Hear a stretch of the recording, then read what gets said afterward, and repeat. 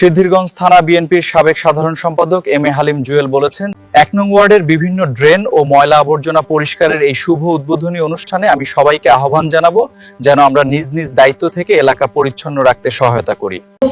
আজকের অনুষ্ঠানের প্রধান অতিথি নারায়ণগঞ্জ সিটি কর্পোরেশনের মাননীয় মেয়র এবং নারায়ণগঞ্জ মহানগরের বিএনপি আহ্বায়ক অ্যাডভোকেট সানাদ হোসেন খান আমাদের মাঝে উপস্থিত আছেন। নারায়ণগঞ্জ মহানগর নারায়ণগঞ্জ জেলা বিএনপির সাবেক ভারপ্রাপ্ত আহ্বায়ক জনাব মনির ইসলাম রবি আমাদের মাঝে উপস্থিত আছেন। নারায়ণগঞ্জ মহানগর বিএনপির সুযোগ্য সদস্য সচিব এবং নির্যাতিত নেতা জনাব অ্যাডভোকেট আবু আলী খান কিটু আমাদের মাঝে উপস্থিত আছেন। তপন ছাত্র নেতা নির্যাতিত ছাত্র নেতা জনাব বশির রহমান রনি সহ থানা বিএনপি ও অঙ্গ সংগঠনের নেতৃবৃন্দ উপস্থিত সুধীমণ্ডলী, আসসালামু আলাইকুম ওয়া রাহমাতুল্লাহি ওয়া বারাকাতুহু। আজকে এখানে আমরা উপস্থিত হয়েছি, আপনারা অনেকে জেনেছেন যে আমাদের ১ নং ওয়ার্ডের সবচেয়ে বড় সমস্যা আর গুরুত্বপূর্ণ একটি খাল, এই পঞ্চঘাট প্রায় ভরাট হয়ে গেছে। এই ময়লা আবর্জনা পরিষ্কার করার জন্য আজকে আমরা এখানে সমস্ত সরঞ্জাম আয়োজন করেছি। কিছুক্ষণের মধ্যে আমাদের আজকের অনুষ্ঠানের প্রধান অতিথি এর শুভ উদ্বোধন করবেন।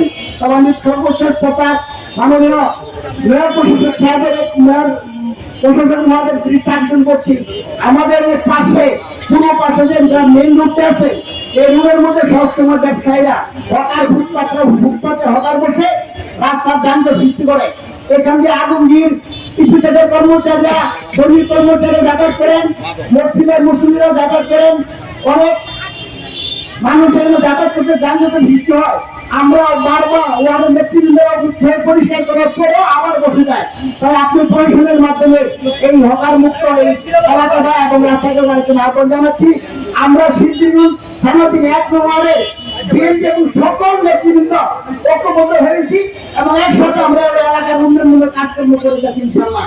আপনারা জানেন এই মাত্র ২ মাসের মধ্যে আমাদের মেয়র প্রশাসক সাহেব সিদ্ধিরগঞ্জ ১ নং ওয়ার্ডে ৫ কোটি টাকা টেন্ডার করেছেন।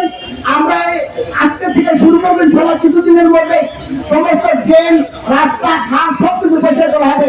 আগামী দিনে যদি আমরা সাধারণ ভাইকে নির্বাচনে মেয়র নির্বাচিত করতে পারি ইনশাআল্লাহ, আরো উন্নয়নমূলক কাজ আমাদের এখানে হবে।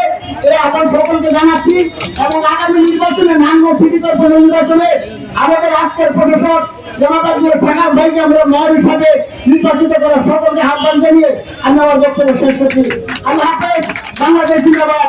বাংলাদেশ জাতীয়তাবাদী দল জিন্দাবাদ।